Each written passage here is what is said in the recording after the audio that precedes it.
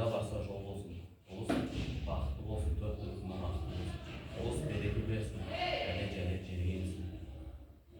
Ұлы халқың тоқ болсын, көлек бері көп болсын, уайымдары жоқ болсын, қуаныштары көп болсын.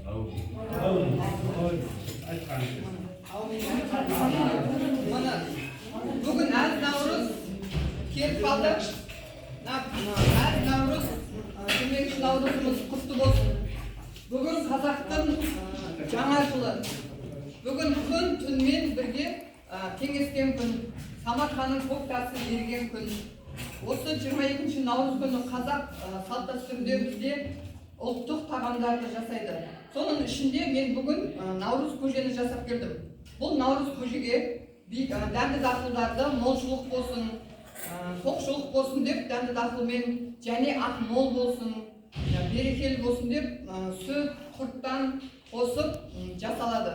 Және сүрленген еттен, құйрықтан да қыстан аман есен шықтық.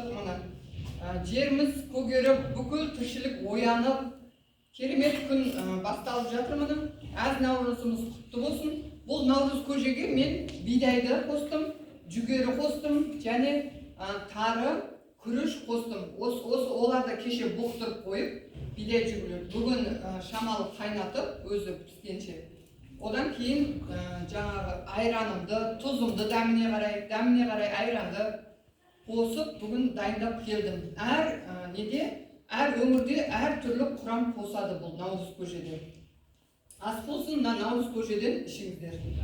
Және осы наурызда біз бауырсақ пісіреміз, қаттама пісіріп атамыз, майсок істейді.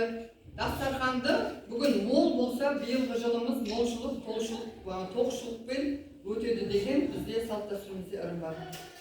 Әз Наурызымыз құтты болсын.